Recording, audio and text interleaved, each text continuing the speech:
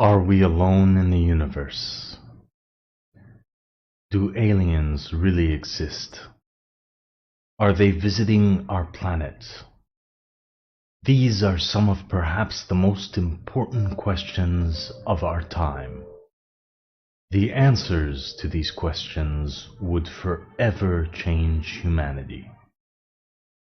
Over the course of the next hour, we will reveal to you some very disturbing truths. We strongly advise that only the strong of heart and mind continue watching. Our story begins a long time ago, long before Adam and Eve walked the earth. Before our race claimed the earth as its own, there were other species, other creatures, whom called this planet home. And even today, there lives on this planet many different species of aliens. Imam Ahmed al-Hassan alayhi salam said that the numbers of aliens on this planet today are in the millions. Many of them have the ability to shapeshift and appear in the image and form of human beings. Some of them have come to this planet looking for knowledge.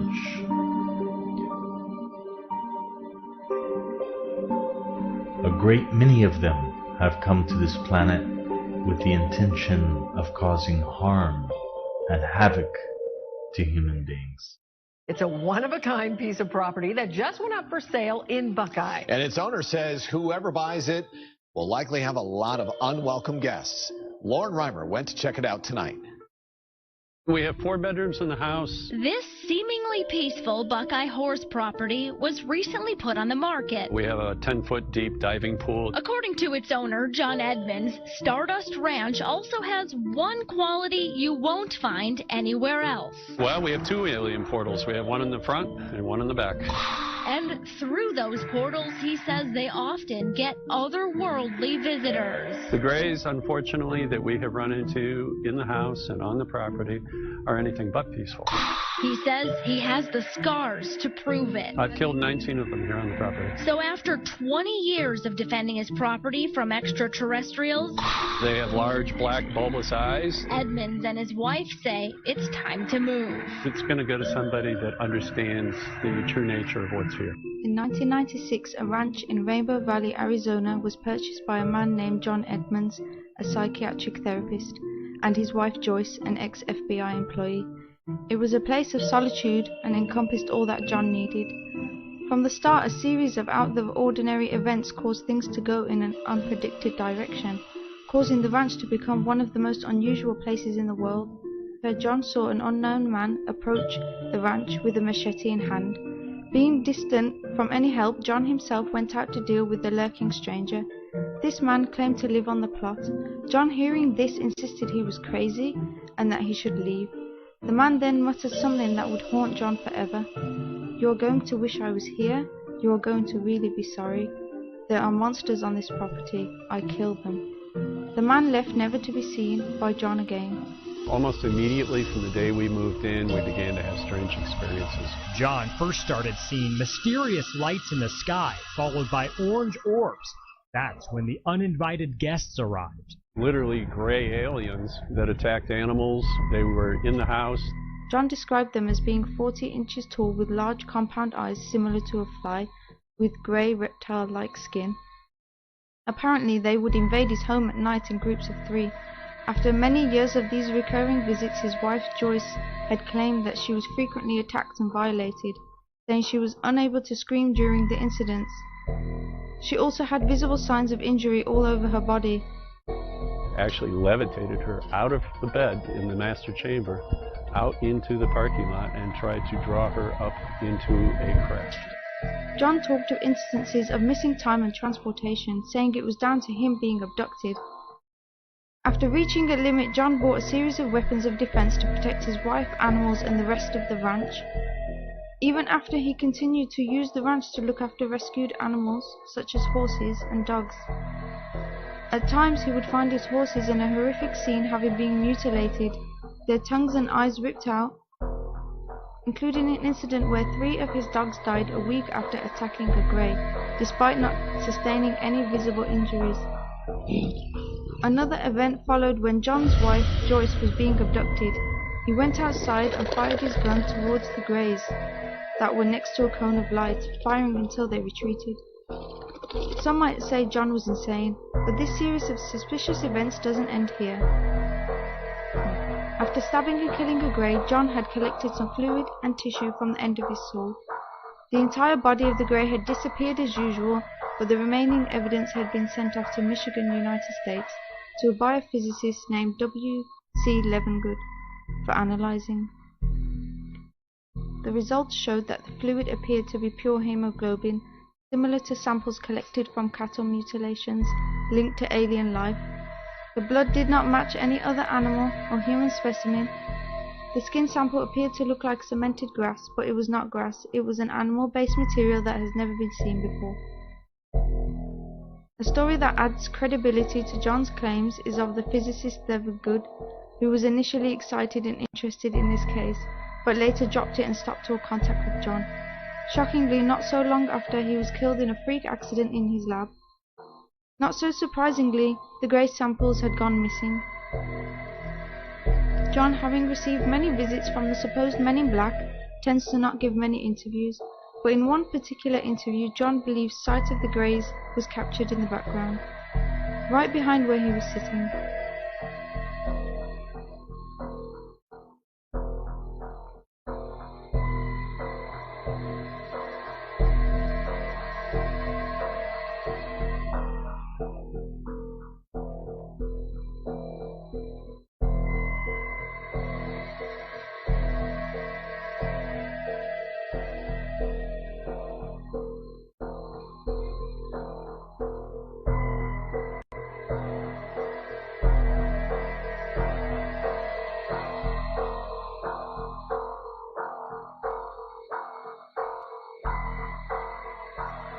But why is this story so unheard of, and why have no further investigations taken place? In fact, many of the unsolved murders and kidnappings are committed by these beings. And most of these beings whom visit our planet consider us to be of extremely low intelligence.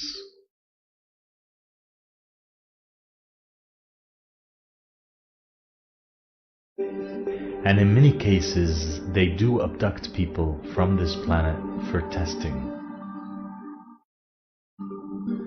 And they have particular reasons for abducting certain people. They do not select nor abduct randomly.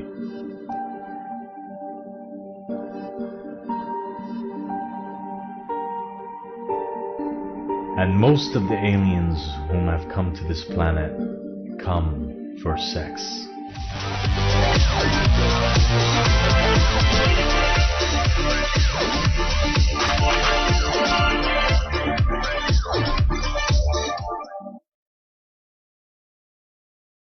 I don't know much, but I do know for sure that I lost my virginity to an extraterrestrial woman.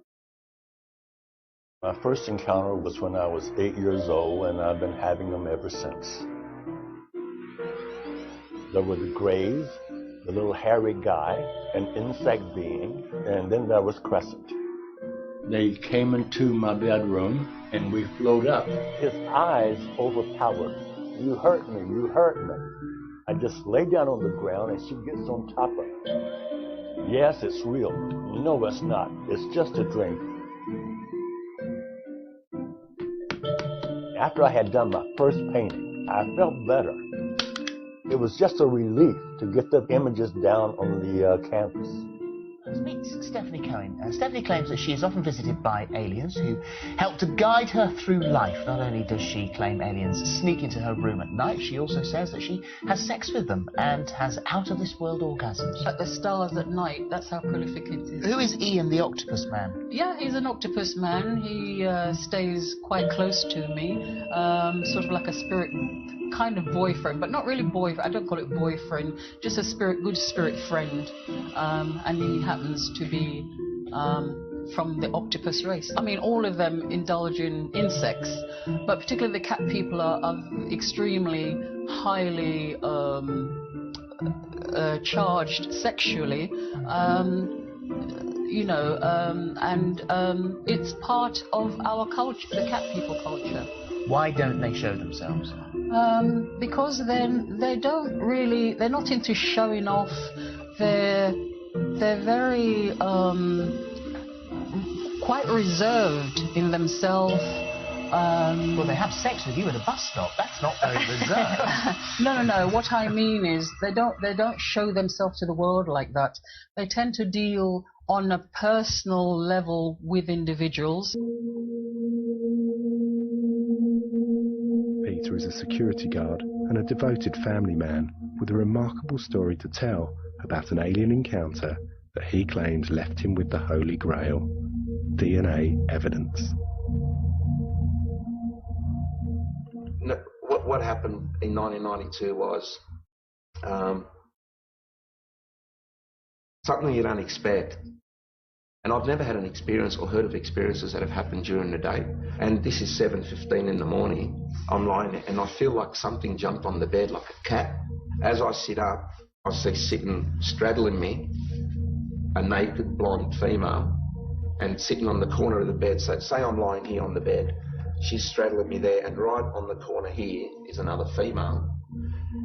The one that was sitting on top of me was blonde, very milky white skin, very, very attractive, but at the same time, longer face, a long nose, but it wasn't a big nose again, it was just like, it fitted their features very well, larger eyes, very well proportioned, I mean, I've got to say, and I'm thinking, what the hell is going on here? How did you get in here? And as I'm thinking this, I sit up, and as I sit up, she's cupped the back of my head with both her hands and pulled me to her breast, left breast, and pushed my face into it.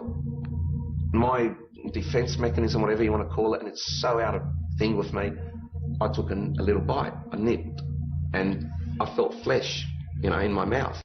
I didn't taste blood or anything, but I felt this bit of flesh in my mouth. I thought it was a bit of a nipple maybe. And as it hit the back of my throat, it was like you poured acid down the back of my throat, just this really bad chemical reaction. I started coughing, very heavy coughing, and as I've looked down and coughed, I've looked up and I saw them looking at each other, and I picked up what they were saying. They weren't speaking, but it was telepathic communication again, and it was, he's done this wrong, something's gone wrong, this isn't the way it's supposed to be, he's done this wrong. And I'm like, what the heck, what are you going on about? I could pick on it, I could hear it.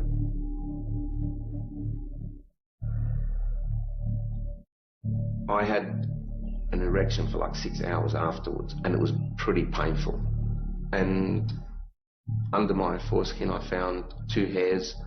One was like an S shape, almost curled, and the other one was sort of not up, it was just wrapped around, embedded in though, like if you push your nail into you get a little bit of a mark.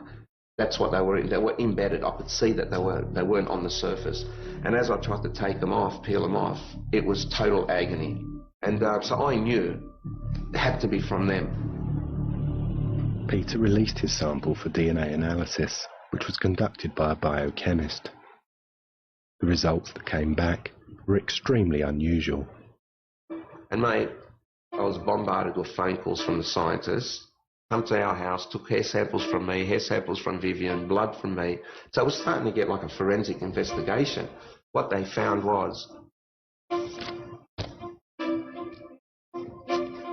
the analysis confirmed the hair came from someone who was biologically close to normal human genetics, but of an unusual racial type, a rare Chinese Mongoloid type, one of the rarest human lineages known.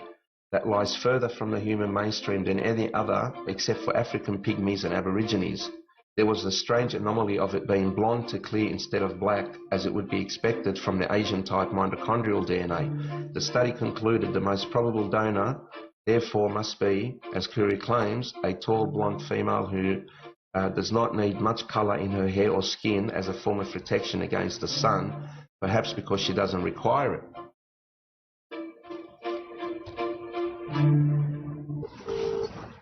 Chris has decided he needs to talk to Peter Curie again. Hello? Hello, Peter? Speaking. G'day, it's Chris Rodwell. How you going? Your account yesterday was pretty mind-blowing and quite detailed. Look, I was wondering whether or not you would be prepared to undergo a polygraph test. Oh, not a problem. I've always requested it, mate. It makes it much more believable to me, the fact he was so eager to do the polygraph test. I mean, how can it not? There's a guy saying, without a hesitation, without a shadow of a doubt, yep, I'll do it. What can you go, okay, well, right. That wasn't, I was expecting even a thought. No, do it. Whilst the polygraph test is conducted, the room must be cleared. So Mary and Chris have to wait outside until Gavin is finished. It's going to be fascinating. He wants to get an answer, and he really is very interested in doing it. So that's going to be a fitting finale, I think. Really, if he passes that, what can you say? Now, these things, they just record how you're going to breathe during the test. So just raise your arms up again. This one's going to go up and around your thoracic area. All right, just drop your arms down. Yeah. Those sensors on your fingertips, they record perspiration, right? Yep. Okay. If you're feeling faint, if you're feeling uneasy, queasy, whatever, let us know if you do. Yeah. Relax there.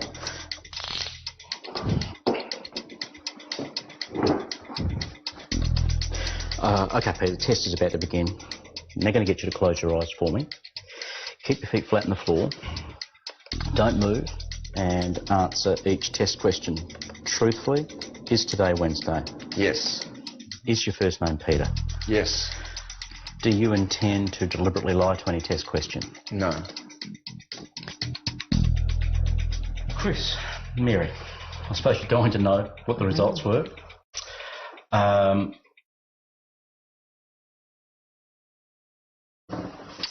Peter passed the test. Right.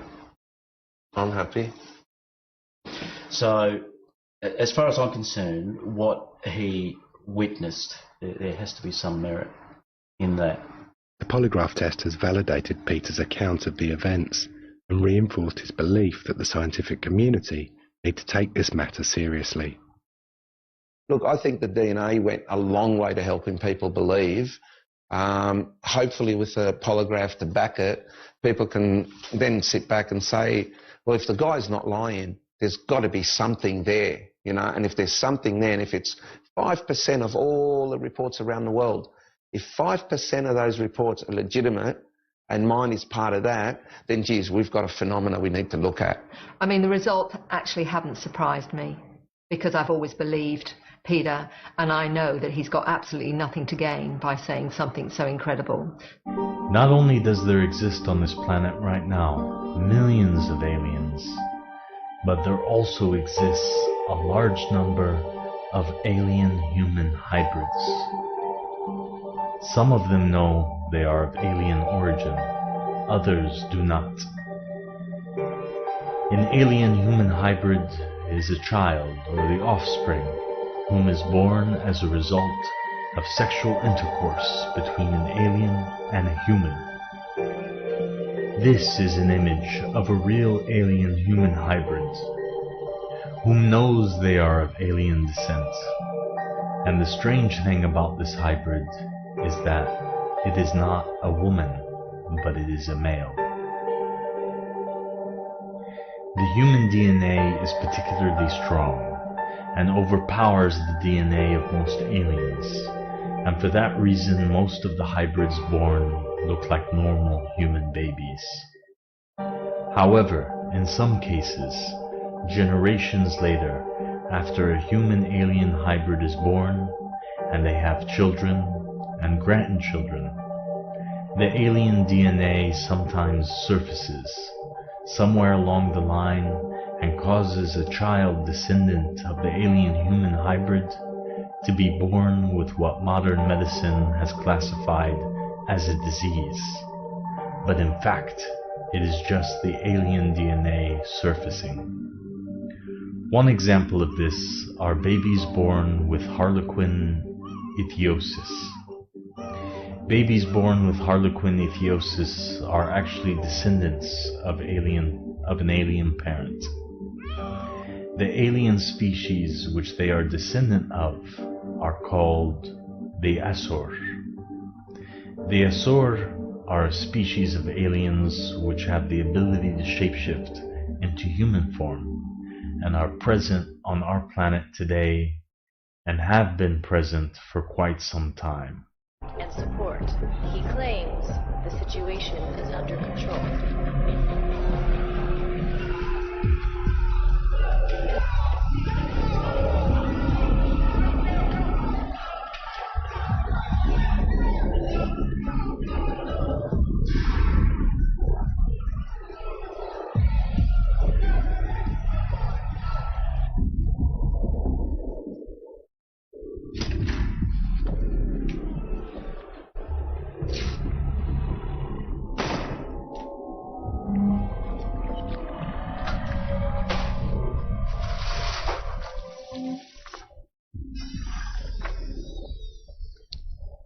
6'1", born with a rare disorder called harlequin ichthyosis.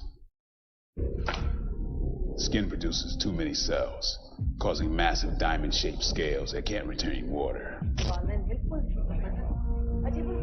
In addition, the eyes are formed inside out. Life expectancy is 2 weeks. This guy's 30. In their natural form, they have scaly skin, and as adults have gray eyes, and resemble, very much so, the harlequin ichthyosis baby.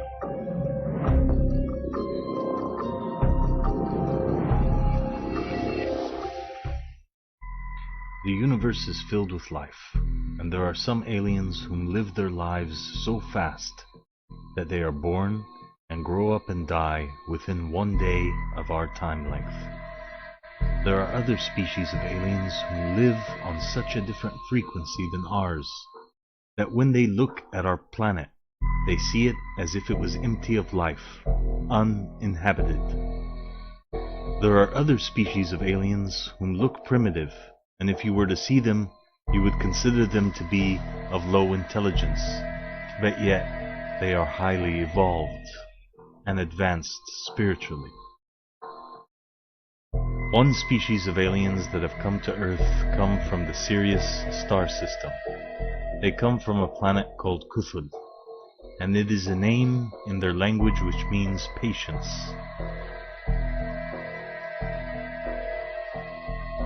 And this is what they look like. They have large, oval-shaped eyes and bluish skin. They are a species which is much more advanced than us, and some of them are here on Earth today. This particular painting was painted by one of the people from Kuthul, who came to Earth and lost their way home. Imam Ahmad al-Hassan ﷺ said, "It is painted by one of those from the planet Kuthul, whom came to Earth and lost their way home, and the people here consider him to be crazy." And how many are those who live on Earth today that the people consider to be crazy without paying any attention to?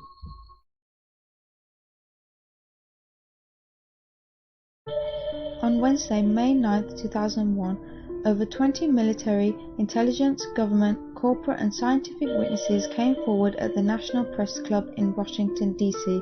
to establish the reality of UFOs or extraterrestrial vehicles, extraterrestrial life forms, and resulting advanced energy and propulsion technologies. The event was organized by Dr. Stephen Greer. During the testimonies, Sergeant Clifford Stone, former member of an elite extraterrestrial retrieval team who had direct first-hand contact with extraterrestrial beings, disclosed to the press that the US government is aware of species of aliens living amongst us. Describe what they look like. I could, but it would probably take a whole lot of time. The reason I state that, when I got out in 1989, we had cataloged 57 different species. You have individuals that look very much like you and myself that could walk among us and you wouldn't even notice the difference, except for some of the things that they might be able to go ahead, even in a dark room, and touch an object and go ahead and identify what color that object might be. They would have a heightened sense of smell, sight, hearing. The situation is that you have various types of what we normally call grays. We didn't call them grays in the military, but you had at least 3 types of the grays. You had some that were much taller than we were. The unique thing that I'd like to point out for the most part is that the entities that we did catalog were in fact humanoid. Now this created a situation where the scientific community was trying to figure out why that would be the case, because you would expect that if life evolved on other planets, that they would take on some type of other being, so to speak, not necessarily look humanoid or be bipedal such as we are. But apparently we got quite a few of the species out there that are humanoid in appearance, and that creates a question that yet has to be answered by science. Yes, and as I call on you, please state the news agency that you were with. Yes, ma'am. A former US government official, Phil Schneider, came forth to tell the truth about aliens living amongst us, and this was months before he was found strangled to death. They've been here helping us. In fact, I have a picture. Let me reach for it here.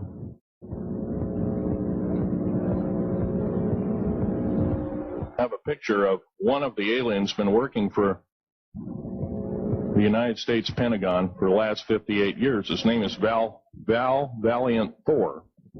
He's right here. There's my father in the background. This whole place, the ready room of the USS Eldridge, Al Bielek has probably explained, or maybe even shown you this picture. There's a list of some of the notable people in it. They're all the atomic bomb scientists of the day, all the time variant experimentalists of the day, all the top physicists of that particular day. This was in August of 1943. Now this guy has not changed one iota in 58 years. Started work, he came here, crashed here or whatever, whether he's under duress or not. He started work for our U.S. Navy and military operations in 1937, either 37 or 38 is what I've been told. So it's for 58 years, this man's been employed, probably under duress. If you don't do as we say, we're just going to use you for alien bait or something, I don't know. But anyway, he basically hasn't changed. He lives for 490 years, is what he says his lifespan is. Now, he's supposedly a semi-benevolent, he's a human-looking type person. He has 6 fingers and 6 toes, and he's got one oversized heart, one lung, giant lung. His blood vessels are bigger. He's got copper oxide for blood, similar to an octopus. His brain capacity, 300 centimeters greater than ours. He has a thinking capacity, IQ, if you were to measure it, be totally off the scale, be about a 1200 IQ. He speaks 100 languages fluently, alien as well as others. He's a remarkable person. I had a chance to meet him one time. Former NATO intelligence analyst Robert Dean also came forth to reveal what he knew from his years working in NATO with the highest military clearance. Robert Dean has a list of credentials a mile long. He served 4 years from 1963 to 1967 at Supreme Headquarters Allied Powers, Europe, the military arm of NATO. He was an intelligence analyst with a cosmic top-secret clearance. Well, Don, it began for me in 1963 when I was assigned to the Supreme Headquarters Allied Powers in Europe. I arrived in the summer of '63 and I was assigned to the Operations Division. I was further assigned to what we call SHOC, the War Room, the Supreme Headquarters Operations Center. And at that time I was given a cosmic top-secret clearance, which was and still is the highest level of security access that NATO has.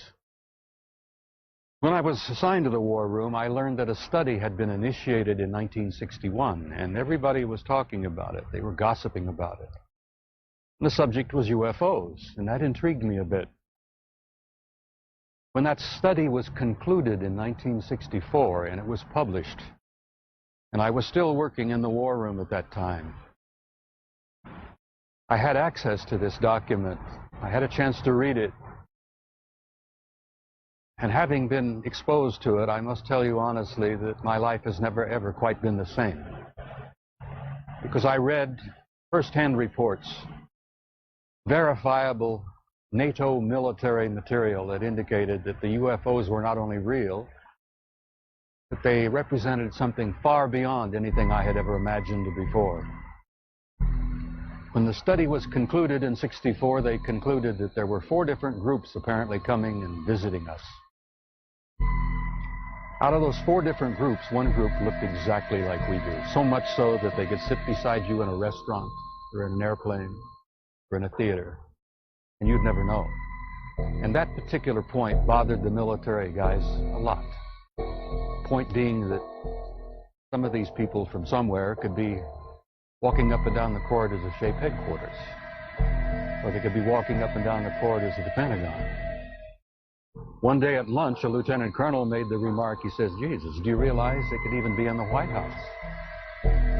And there was a little forced laughter at that point, I remember, because a lot of us over the years have had some misgivings about the occupants of the White House. But the point I'm making is that the idea that aliens could be here in our midst bothered the military, because if you're not paranoid when you go into the service, you're certainly trained very quickly to be so.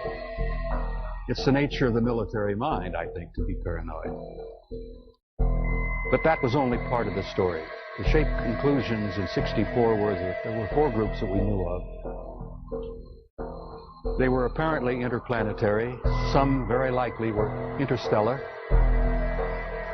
They even concluded that some of them could be intergalactic. When I retired in 1976, many of our military people knew at that point that we were not simply dealing with visitations from people from other planets or star systems. They had concluded by '76 that some of these visitors very well might be multidimensional in their source. The evidence that we had collected and the evidence that they had repeatedly demonstrated to us, and that's no accident. It became very clear after a time that there was a program or a process of some kind underway, that they had demonstrated over and over and over again that they apparently were able to manipulate matter and time. Now, this really shook up our scientists. There are a lot of new young scientists in particle physics today who talk about multiple dimensions. There's a brilliant young professor in New York by the name of Michio Kaku, who has written a brilliant book called Hyperspace, where they talk about 10 separate dimensions. I'm not enough of a physicist to try to explain to you what a dimension is, but the idea that there could be intelligences from somewhere else, from other dimensions, coming and going into our reality. It's been quite a shakeup in traditional science. I guess I speak out openly and bluntly about this because I feel so strongly about it. I violate my security oath every time I speak about it. I do it intentionally, and I do it on purpose, because I feel so strongly that the American people not only have a right to know the truth, but they have a need to know the truth. The truth, Don, apparently is simply this, that we're not alone, we've never been alone. We are apparently part of an infinite universe filled with intelligent life. I find that exciting. It doesn't frighten me. The shape study concluded in '64 that if they, whoever they were malevolent or hostile, that they could have taken this planet and cleaned it up and eliminated us, turned us into dog food or whatever, a long, long time ago. That the historical evidence indicates that they've been with us a long time, and I've concluded that we had what I like to call an intimate interrelationship with at least one of those groups, the group that looks exactly like we do. And that point is I don't like the word alien. I don't think the term alien is appropriate at all here. I like to refer to them as family.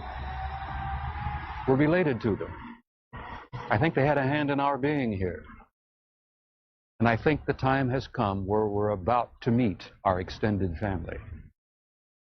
It's going to be very soon. And the people are not ready. And one of the reasons I do speak out so bluntly and so openly is if in some small way I can help people get prepared for this. Because I believe that this reality, once we have accepted it and understood it and gone beyond the fear, will bring about an expansion of consciousness in the human race that will truly help us and prepare us to go out there and take our rightful place in that infinite community of life. And then there is Gary McKinnon, who is a British citizen whom was accused of hacking into 97 United States military and NASA computers over a 13-month period between February 2001 and March 2002. What McKinnon claimed to have found on the servers was extraordinary. The U.S. claims that between March 2001 and March 2002, Mr. McKinnon hacked into the systems of NASA, the United States military, and the U.S. Department of Defense from his home computer in North London. And among other things, deleted user accounts, operating system files, and copied account names and passwords to his own computer. McKinnon admitted that he hacked into the systems, saying that he was looking for evidence of UFOs.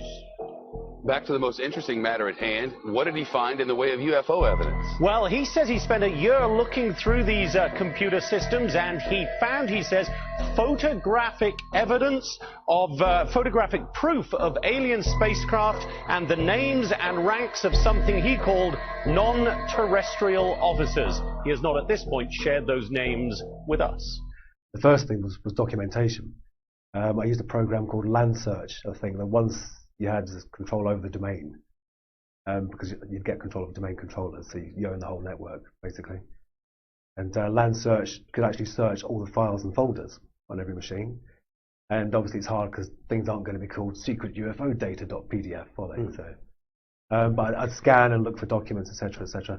And I found an Excel spreadsheet that was actually called, at least in the heading of the column, it said non-terrestrial officers. And I was like, well, that's just non-terrestrial officers. Non-terrestrial officers with ranks and names, and then a separate sheet with tabs for material transfer between ships. And these were, I mean, I don't remember the names now, a long time ago. A lot of people give me a hard time for not remembering the names and stuff, but a long time ago. Right. But non-terrestrial officers thought, well, it must be, let's try and cut out all the possible conventional explanations first. I searched for that term, it was nowhere. It was nowhere at all. Now if you search for the term, you only find links to me and stuff that I've said. The United States government wanted to extradite McKinnon to the United States where he would face trial, and even President Obama talked about the McKinnon case. So this British guy accused of what a U.S. prosecutor calls the biggest military computer hack in all time. After careful consideration of all of the relevant material, I have concluded that Mr. McKinnon's extradition would give rise to such a high risk of him ending his life. The United States is disappointed by the decision to deny Gary McKinnon's extradition to face long overdue justice in the United States. We are examining the details of the decision. There's been tension between the UK and the US over the case of Gary McKinnon. Today it seemed there was a softening of the American stance on extraditing him to the United States. It is now in the hands of the British legal system. We have confidence in the British legal system coming to a just conclusion, and so we await resolution and will be respectful of that process.